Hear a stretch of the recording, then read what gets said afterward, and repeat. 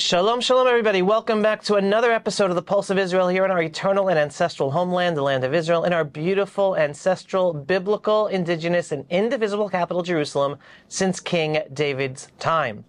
Today, I am joined by a personal friend and someone I very much admire for the work that he does on the side, which is extremely commendable, Mr. Bob Myers. Shalom, Bob. Hello. Hi, Avi. Good to be here. Great to be here. It is wonderful having you together with us today, specifically in Israel in our studio. For those not yet familiar with Bob, so Bob happens to be an Israeli citizen, even though he also lives in America and Hong Kong, a businessman, international. But Bob is very, very knowledgeable about Israel, the Middle East, the war against radical Islam around the world. And this was a fabulous opportunity to be able to have a conversation with Bob specifically about some of those issues. So today we're going to be talking about the mandate for Palestine, because Bob's going to be able to help bust many of those lies that unfortunately are put out there in the press still today on a daily basis, and that parroted by many of the politicians out there around the world. But before I do, considering we're in the middle of this war with Gaza, I wanted to start by hearing some of your memories, because this came up in talking before we started the interview, of you being here in Israel immediately after the miraculous Six-Day War in 1967, when Israel liberated not just all of Jerusalem, the old city of Jerusalem, and Judea and Samaria, but Gaza and the Sinai Desert, in addition to the Golan Heights. And you were mentioning how you went to many of the places that were just liberated, including Gaza and even the Sinai. If you're able to help share some light and shed what was Israel like, what was it like going to those areas immediately after that miraculous war that we won? Thank you, Avi. I was 17 in June of 1967 and had just graduated high school. And I had finished a year in my life where I became very Zionistic, just in love with Israel, enthralled with Zionism and Israel, and had signed up, in fact, to go on a university trip to Israel, based in Jerusalem, which was started in June. But of course, in May of 1967, the entire country was frozen with all the miluim, the reservists, called up, and the Six-Day War was about to start. Ironically, I did my history advanced placement paper for my senior year of high school on President Truman's recognition of the State of Israel in 1948, and the special role played by Eddie Jacobson, his business partner, in introducing Chaim Weizmann and getting the recognition. And at 3 o'clock in the morning on June 5th, 1967, I'm finishing on a Smith's Corona typewriter this paper, and I go to sleep, and my mother wakes me up about 4 hours later and says, "Bobby, there's war in Israel." Of course, we knew about what had been happening, and my paper seemed immediately completely irrelevant, although I did well on it. And the Six-Day War, of course, happened, and we were all in a state of just enthrallment and amazement. The trip was initially postponed because the State Department at the time said no trips to Israel and the Middle East, but there was a lot of pressure brought upon the State Department to allow the trips to go, and so ours did, in fact, go. And I think it was by June 22nd, if I remember correctly, 1967, I land in Israel. I'm in some kind of, I don't know, it was sort of some kind of housing in Ramat Gan, and we go to the movies. And before the movie starts, they have newsreels for the first time of the Israeli planes bombing the Egyptian planes on the ground and shooting them out of the air. And people in the audience are cheering and clapping and going crazy. And as I tell this story to you, I still get goosebumps because I realized these people were in danger, and the Israeli Air Force protected them. Right, the joke, the sad black humor joke at the time was, who's going to be the ones to turn off the lights at Ben Gurion Airport because they thought it would be a disaster, an annihilation. Yeah, it was terrifying. There were 1 million Egyptians in Cairo shouting "Death to the Jews" and push the Jews into the sea. Right. It was very, very frightening stuff. So that began a fantastic summer in Israel. The country was still mobilized. There were reserves all over the place. We were based at the Hebrew University in Jerusalem. We stayed at the what's it called? We stayed at the campus, the main campus in Jerusalem, but Givat Ram, sorry. But we were the first group to use the Har Hatzofim, the Mount Scopus campus, which had been blocked for 19 years as a result of the 1948 armistice. And they immediately shipped us up there. We were in classrooms. We'd hear bombs being detonated to clear them. And I remember one classroom, there was some very enterprising and creative Israeli soldier cartoonist, because the Israeli soldiers were allowed up there for 35 days under UN auspices, and then they came back and were relieved. And this guy had drawn floor-to-ceiling cartoons on the wall making fun of army life. One of them was of a chicken laying an egg, and the egg is partially out of the chicken and has a 35 on it, which was a 35-day stay there. Another one was of some guy deep in some kind of latrine digging it out, and there's another fellow about to do his business above him. And I have photos of these as well. In addition to that, I befriended another teenager named Israel Eisenberg, and in Ramat Gan. And a couple weeks later, he called me up and said, "We're going to Gaza. Do you want to come?" So I said, "Okay." And I went down to Ramat Gan, and we drove into Gaza. There were no incidents at all. They were so shocked by what happened. One of the things I recall was a girls' school in Khan Yunis, which had outside on stone a map drawn of Palestine, and of course there was no Israel mentioned. And we continued on to Gaza, through Gaza, and went actually as far as El Arish. El Arish, Sinai. In the Sinai. El Arish was the Egyptian army headquarters in the Six-Day War. And there were a number of bungalows on the beach. One of them had a lot of maps spread out on map tables. It was the army's map room. And so we go inside, and we're looking at these maps, and Israel Eisenberg's father says, "Well, if you want some, take some." I said, "Are you sure this is okay?" He said, "Yeah, it's okay." So I did. I took about 14 of them, and I still have them to this day. And one of them, as I was telling you earlier, was very interesting. It was a smaller map. The others were in color, and they were in Arabic. This one was also in color, but it said British Mandate for Palestine, 1942, top secret. And it showed the northern end of the Gulf of Aqaba and Rashrash, which was the little Arab village that was there in 1942. No Eilat, because Eilat had not been built yet. Right. And what that was doing and how relevant that was to the Egyptian army in 1967 is beyond me, but it certainly has become a kind of a historical curiosity. And that summer, like most groups, we saw the country from Metula to Eilat. We went everywhere. We studied all aspects of Israel and Israeli culture and Hebrew and so forth. And I started Columbia University that fall and went back as a supercharged Zionist there, and went on from there. So just one final question to sum that all up. As someone who experienced and saw with his own eyes the actual miracle of the liberating of these lands, of Gaza, the Sinai Desert, what are your thoughts in understanding Israel's situation today when we don't have the Sinai anymore and we're being attacked from Gaza, with the world basically holding us back from really doing what we have to do to be able to protect ourselves from what's developed there? Well, I concur with everything you just said. We're a small people, but we're a special people. And when you think about what Israel had in 1948, when it declared its independence and was invaded by 5 armies and didn't even have an air force. It had a handful of American and Canadian pilots who were uncrating Messerschmitts from Czechoslovakia, putting them together and then flying over the Egyptian army. And I don't know if they even, I think they may have hand-dropped grenades upon them.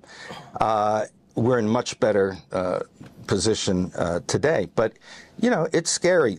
The thing is, Jews have always been attacked. We've always been killed.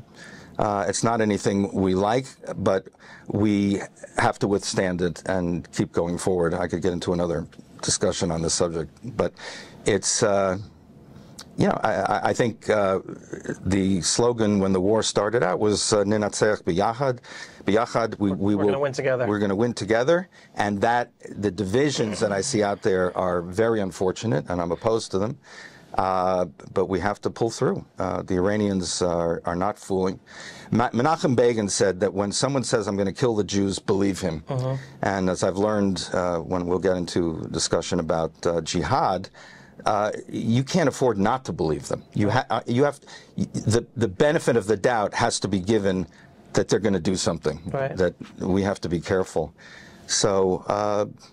You know, these are worrisome times, but we're so much stronger and better equipped now than we were in the past. I mean, even in 1967, as you saw, people thought that it was over. It was going to be over. Right. Well, yeah, wow. No, it's just fascinating to be able to sit and talk with someone who actually witnessed, I mean, literally days, weeks after the miraculous liberation of those lands in that defensive war.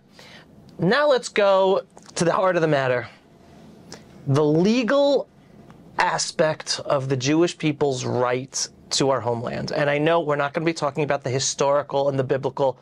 That's a whole different conversation. But you are an expert on the legal aspect, according to international law, the Jewish people's rights to the land of Israel. Where do we start? The British mandate for Palestine. Help us. How do people walk through the daily lies put out there that the Jewish people have no legal right to our land, that we're occupiers, that it really belongs to some people called Palestinians? Yeah, the United Nations over the past number of years has adopted a favorite term, abbreviation, which is OPT. OPT stands for Occupied Palestinian Territory. Under international laws, I'll show you in a moment, there's no such thing. There's simply no such thing. That doesn't stop them from still promoting this. And the reason why I say that is we have to go back to what the situation it was towards the end of World War I. And I'm speaking now under international law. You're all familiar with the Balfour Declaration, which was issued on November 2nd, 1917. And it said words to the effect that His Majesty's government views with favor the establishment of a homeland for the Jewish people in Palestine. And there are a couple caveats after that the local other inhabitants there shall be respect for their religious rights and their civil rights, and it shall not affect the position of Jews in other countries of the world, which was added, by the way, by one branch of the Zionist community. And that occurred at a very fortuitous time when the British Prime Minister, Lloyd George, and the British Foreign Minister, Alfred Balfour, were Christian Zionists. Right. It was a high point for us. And the reasons given why that Balfour Declaration was issued, I'm not going to get into the whole history of it because it actually doesn't matter. But it was to recognize, number one reason was to recognize a contribution made by Chaim Weizmann in developing synthetic acetone, which is an explosive. Secondly, the Russian Revolution had taken place and the Russians were kind of out of the picture, and they wanted to mobilize the strength of Jews in Russia, also in England, in America, which hadn't yet lost a soldier. I just learned recently the first American was killed on Balfour Day, on November 2nd, 1917. Really?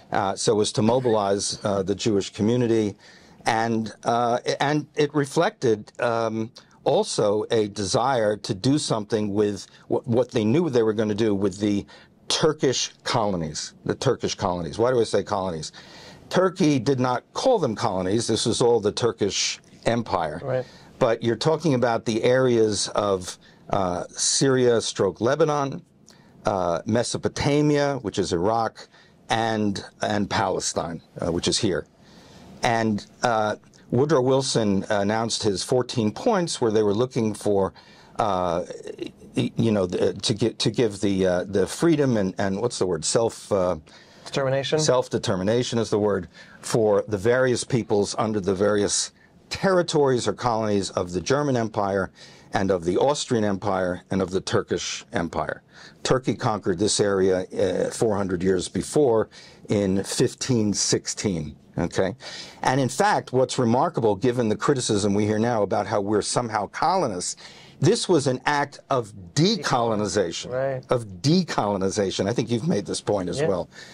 You're correct. The whole point of it was to decolonize these empires.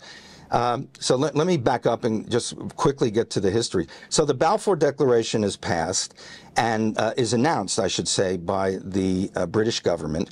And the war ends. The Paris Peace Conference takes place in the first half of 1919. And the Jewish groups and the Arab groups each make their case about Palestine. And the principal powers was the name, the Allies, listened to them and waited for a decision. The next step was the San Remo resolution in 1920, right. I think also in the spring.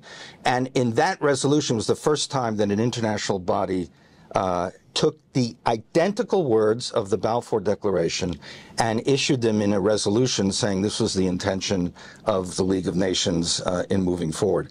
And it was issued by For those who don't know, the League of Nations is the precursor to the United Nations, so is the international forum of the Western world making decisions internationally recognized as legal for the world. That's correct. The four principal powers were Britain, France, Italy, and Japan. They were allies. The U.S. never joined the League of Nations, but interestingly, in 1924, it adopted in a treaty with Great Britain, which was ratified by the Senate unanimously, the same identical language, including this Balfour Declaration and what came out in the mandate for Palestine. Time out. I want to fix this so it's not hanging like that on you. No. Go. So the third step, and to me the most important one, because it had legal effectivity, was the so-called Mandate for Palestine. So what's that? The Mandate for Palestine was adopted by the 51-member League of Nations. It was unanimously adopted on July 24th, 1922. And this document has the status of a legal agreement. Not quite a treaty in that it didn't go through the normal treaty ratification process, but it doesn't matter. It was a unanimous adoption of a number of principles. And it starts out with in its preamble, with the Balfour Declaration again. And the reason why I mention that is that it's important because there are 6 important articles in the mandate.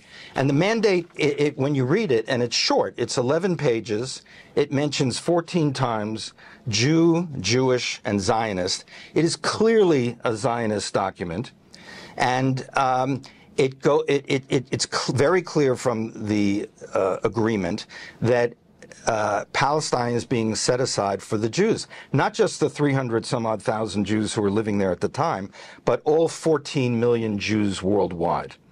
And so this preamble gets incorporated in Article 2, which puts on the mandatory. You can view it as a trust and a trustee. Why they didn't use that more understandable language, I don't know, because the UN later did use it for trusteeships, but the mandatory was Great Britain, and at the time the Jews were ecstatic that Great Britain was the mandatory or the trustee. Why? Because Britain had done 2 things. They had passed adopted the Balfour Declaration, but also British armies at that time were already in Beersheba, and ultimately General Allenby of the British Army conquered Jerusalem. These were our big friends. Right. So there are 6 important articles. Article 2 says the mandatory, that's Britain, will secure the establishment of a Jewish national home as laid down in the preamble, which contains, as I said before, the Balfour Declaration. and the development of self-governing institutions.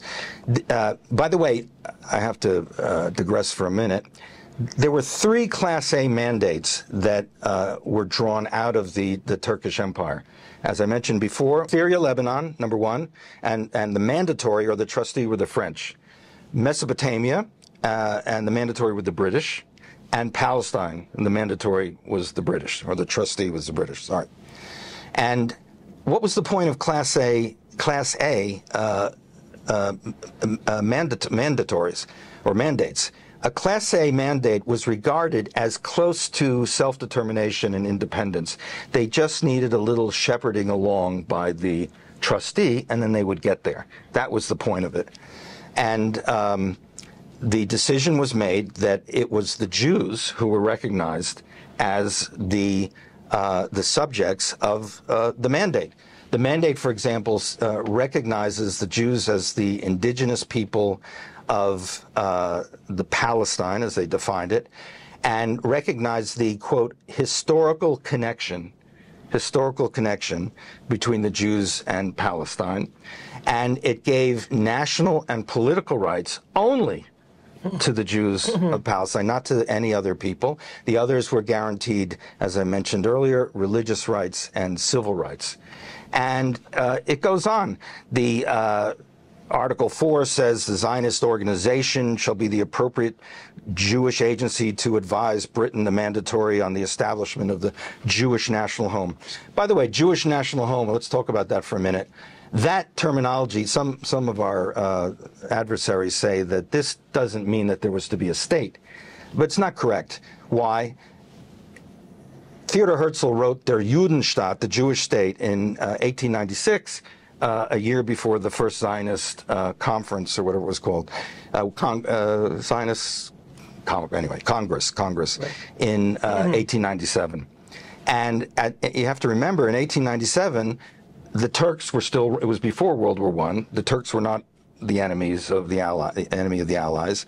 And Palestine was composed of a couple of Turkish administrative areas. So to go and say we want an independent state in Turkey was, very nervy, chutzpahdik, right. And so they didn't. They finessed it. But that language actually goes back to the First Zionist Congress in 1897. But it was clear, given that Herzl wrote the Jewish state, that this was the direction we were going to. Although I should mention that the Zionist movement was split between those who wanted a state and those who actually didn't want a state. They weren't anti-Zionists, but they wanted a center for Jewish culture and religion and history and you name it, and to help the people living there, but they didn't want a state. So why wouldn't Jews want a state? The answer is the wealthy Jews who lived in the United States, in Britain, in France, in Germany as well, were afraid of being classified as having dual loyalties. Right. And they actually added the last phrase in the Balfour Declaration, which said, words to the effect that nothing shall prejudice the rights of Jews living in other countries. They were afraid that if all of a sudden Jews had a state, then they'd be treated as second-class citizens in other countries, saying, "Oh, you don't belong here anyway. If you stay here, you're a second-class citizen." Yeah, or go back to your state. Go back to Palestine. So, but that group, which included some real luminaries. Chaim Weizmann actually, in the beginning, was part of that group. Ahad Ha'am, the author, was part of it.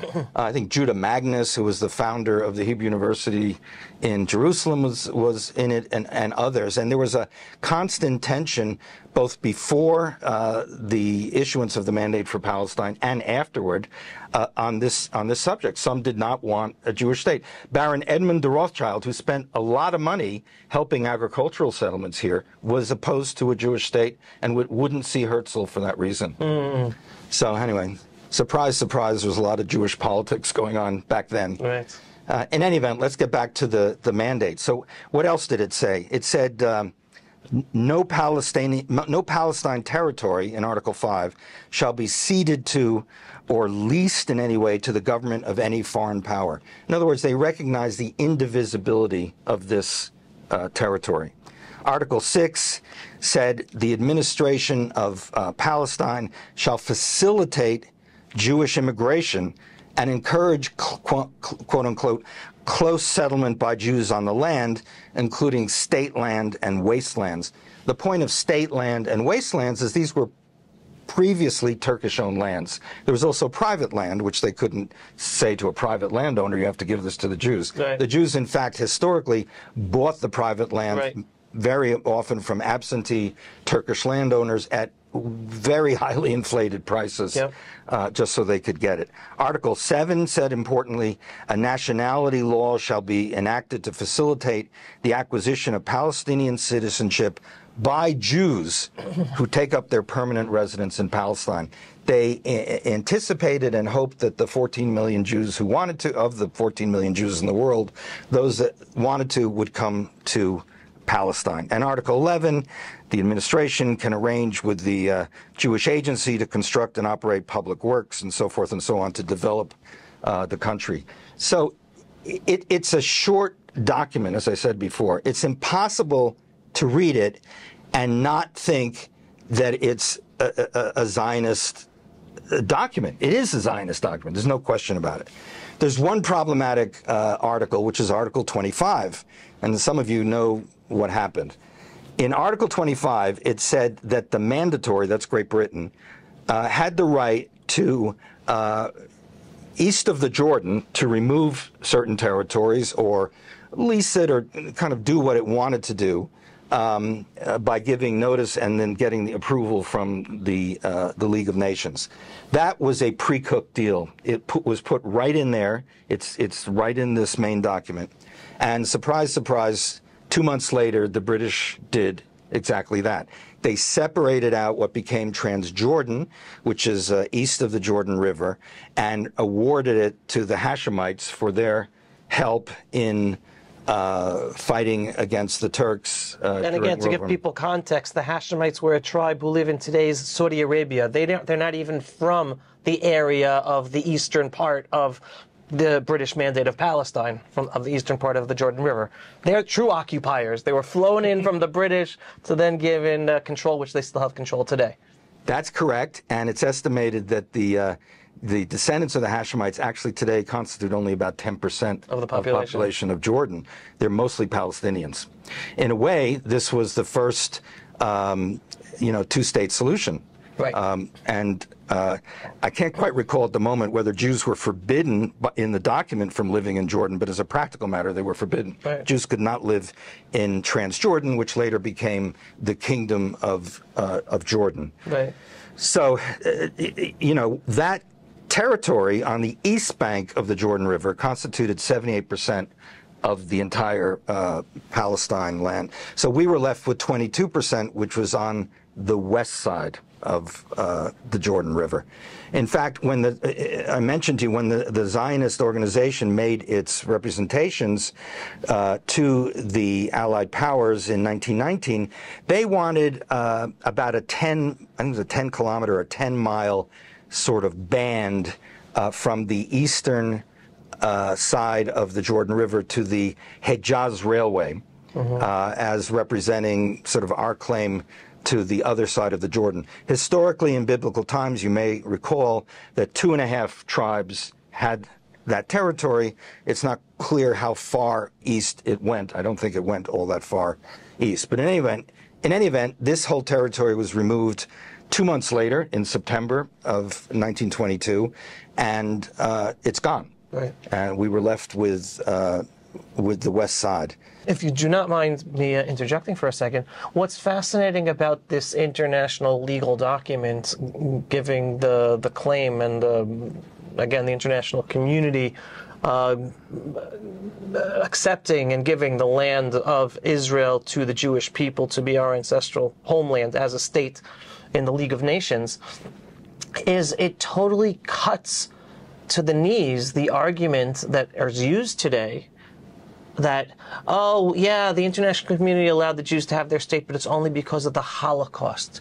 It's only because of the guilt that they felt of what happened to the Jews, and it's not theirs, and it's not their rights, and it's stealing it from somewhere else, which totally pulls out the whole, wait a second, No, this is something from the 1920s. And what I believe was really important, what you said, that part of the agreement was understanding that it was for all 14 million Jews to be able to live in the Jewish homeland here in the land of Israel, what was in the British Mandate of Palestine.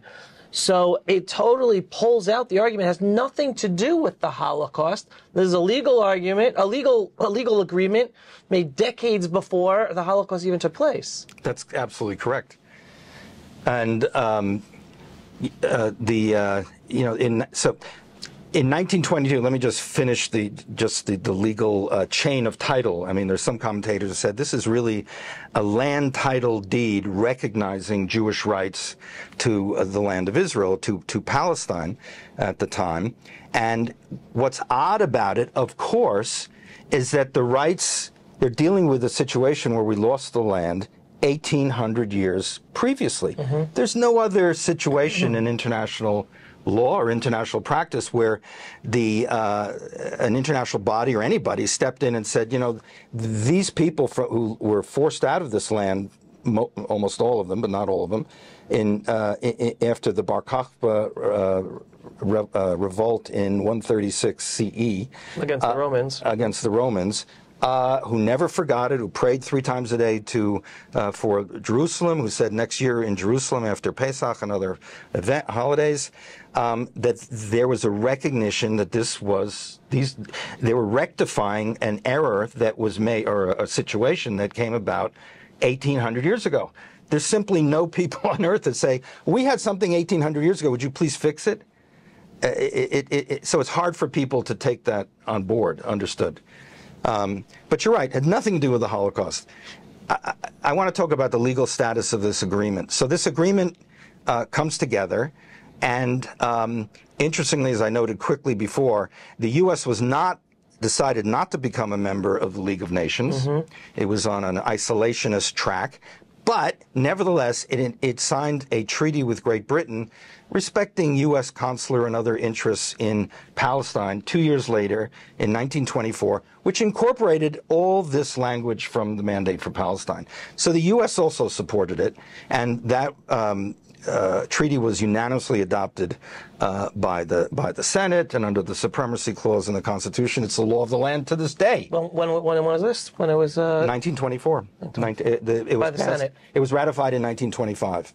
The agreement with Great Britain was 1924, and the ratification was 1925. So let's fast forward for a minute. So this goes on. I'm going to skip the 20s and 30s for a moment. The Holocaust occurs, which is horrible, but I'll get back to this. After World War II, of course, the United Nations was then founded, and the League of Nations had effectively gone out of business. It wasn't formally wound up until I don't know if it was 1946 or 47, I don't quite remember. But when the debate was underway to establish the Charter of the United Nations, there was a proposed Article 80, which was called, at the time, the Palestine Article, which said words to the effect that legal agreements preceding the founding of the United Nations between nations and regarding peoples were all valid, legal, and valid. And so the Mandate for Palestine Agreement was incorporated by general, not specific reference, in Article 80. And when Israel declared its independence on May 14th, 1948, within a year or so later, the United Nations recognized Israel as a state. But there's another important leg. This is kind of a two-legged argument that supports why this land of Israel belongs to the Jews. There's a doctrine in international law that has nothing to do with Palestine called uti possidetis juris. Those of you not fluent in Latin will not understand it, but it's a doctrine which deals with the legal problem, and it began to be developed in international law in the 1600s. What happens when a territory, or more commonly a colony, becomes independent? Where are the borders? where do you draw the borders? Because there are disputes, and not just here, but in Africa and Asian places. And what the international legal community came up with under this principle was that you sort of take a snapshot of where the existing borders are of the colony, and those are the new borders for the state automatically. It's just black and white. And so when the State of Israel was declared on May 14th, 1948, the borders were the old borders of Palestine, which included all of Jerusalem, Judea and Samaria, and the territory. Of course, there were parts added because we were invaded at that time by 5 Arab armies, and there were certain other areas that were conquered by the Jewish armies, particularly in the Negev and down to where Eilat is today. So that's the legal chain of title that you can look at.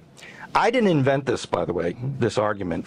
It was formulated by a very highly regarded international lawyer by the name of Jacques Gauthier, who I respect immensely. He lives in Canada, and he did his doctoral dissertation, which is about 1,100 pages. The book literally weighs 10 pounds. And on this subject, making this legal connection. And I actually saw you holding that book. Did you? Yes. Yeah. Yeah, it's heavy. Oh, yeah, right. So we were at an event where Jacques spoke, and he had that book. Yeah, and I saw him speak twice earlier this year in Florida, and both times at the end of his presentation, people applauded wildly and asked questions. Why don't we know this, and why don't we use this? And the answer? I'll get to that in a moment, but I make the same point. This is like in Hebrew we say a totach. This is like a canon of an argument. Right. And it bashes the whole legal argument against Israel on the international level. It clearly sets, if those promises and that international agreement are no good, then no promises are any good. You just forget about it. It has no meaning. And by the way, his treatise is available free online, if you don't mind sitting in front of a screen to reading such a thing, on the website of the National Library of Israel, the NLI, whatever it's called. So, so why wasn't it used? Well, if I had been the legal advisor to the Yeshuv during the 20s and 30s, I would have done my best, as I'm still trying to do now, to have it used. Because there were a number of problems. One was one I mentioned earlier. The Zionist community itself was split on what exactly was meant, whether we really wanted a state or not. That wasn't a main factor. The main factor was the British. The British, almost as soon as this thing was signed, immediately actually, because they removed the eastern part of the Palestine mandate and created Transjordan. But they began to withdraw support. Even Herbert Samuel, who was the first Jewish governor here, who was in favor of a state. He was a dyed-in-the-wool Zionist. He was active for 20 years prior to the mandate for Palestine. But he was a British civil servant in the end of the day, and he began to kind of retract. Was it really a state that was meant, or just some kind of homeland? Yeah. And to help people understand, like one of the main ways that the British started walking back from the international recognized agreements of establishing the land of Israel, or the British mandate of Palestine, as the Jewish homeland, was by them restricting Jewish immigration and allowing a massive amount of Arab immigration into the land. So they tried to change the facts on the ground, literally by the numbers of who was living here. And it's Melanie Phillips who says, and I think the way she phrases it is like, the Balfour Declaration was the highest of British support for the establishment of the Jewish homeland. The second after the Balfour Declaration was instituted, already the powers in Britain were trying to push it back.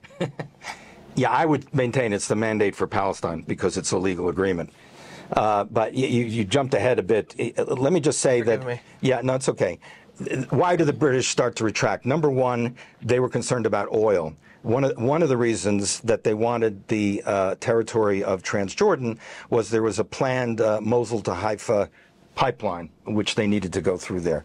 And they were also positioning themselves against the French, who were in Syria and what's now Lebanon, was all called Syria.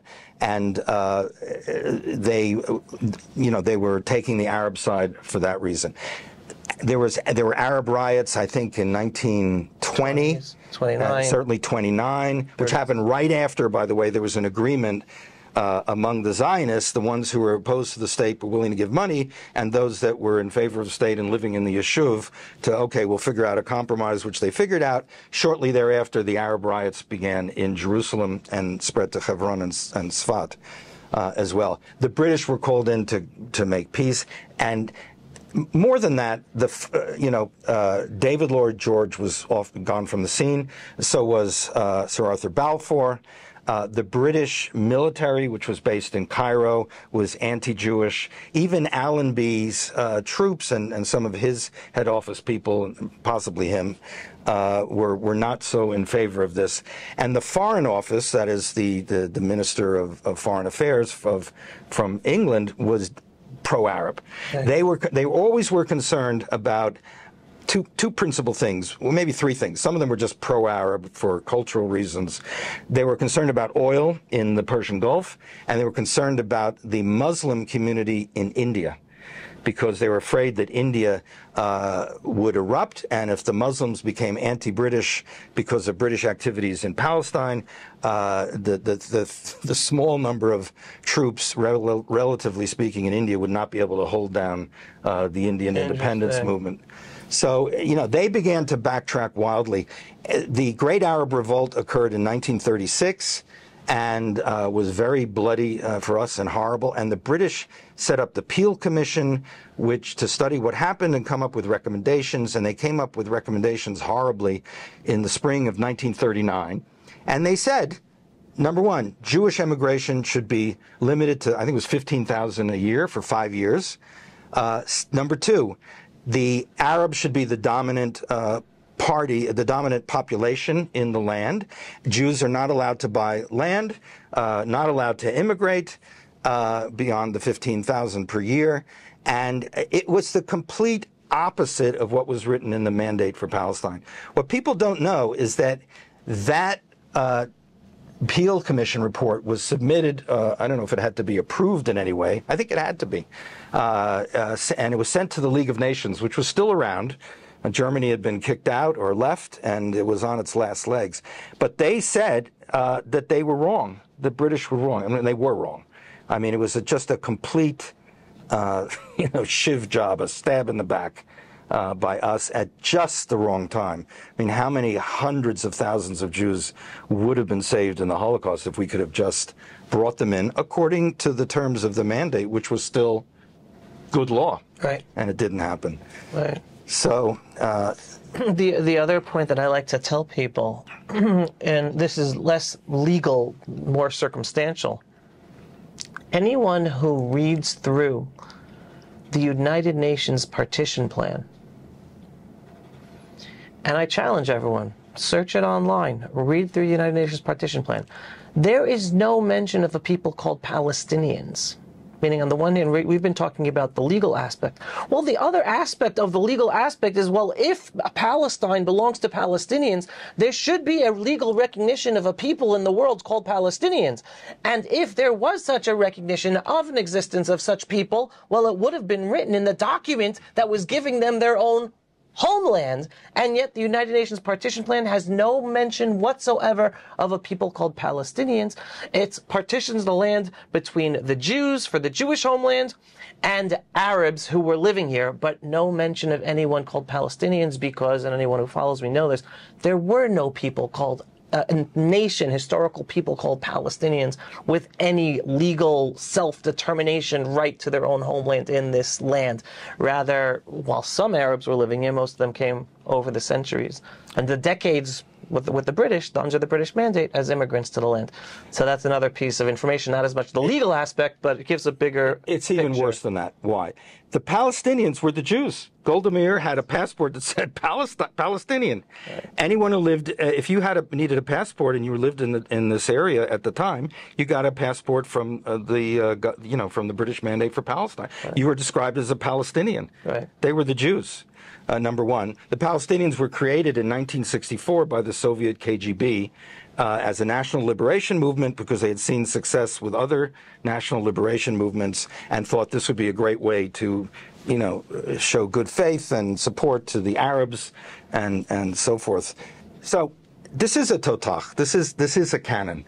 And, I read the latest advisory opinion of the International Court of Justice, ICJ. You can't believe it. It actually mentions, it just notes, mandate for Palestine. But did they read it?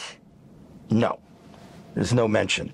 I mean, partition vote of 1947, of November 29th, 1947, actually had zero legal meaning.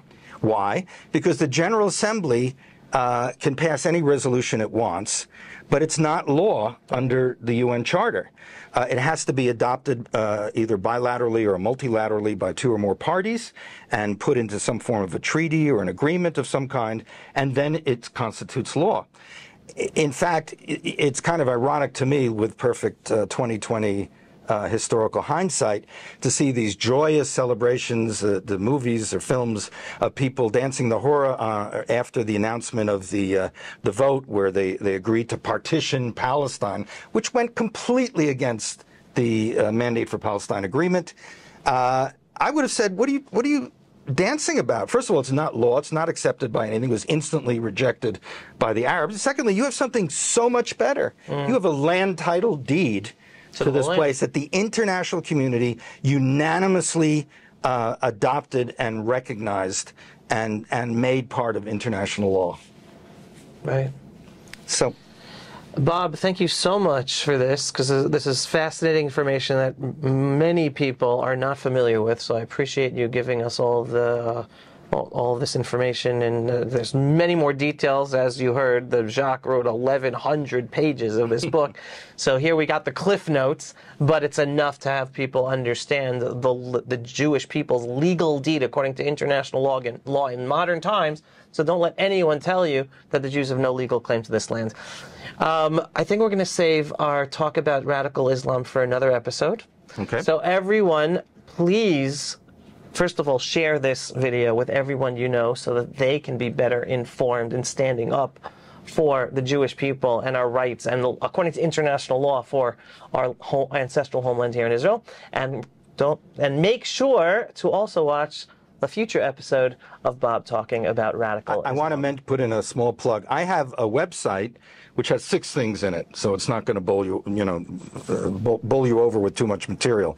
But it has a couple of these presentations on this subject, and you can find it at www.isradvocacy.org. Bob, thank you so much. Thank you very much. It is wonderful having you and being able to share this information. And again, all of you, share this video, internalize the information, because we're about spreading the truth and sharing the truth. Signing off for another episode of the Pulse of Israel here in our eternal and ancestral homeland, the land of Israel, in our beautiful, ancestral, biblical, indivisible capital, Jerusalem, since King David's time. If you're not yet a subscriber to Pulse of Israel, go to pulseofisrael.com and click to subscribe.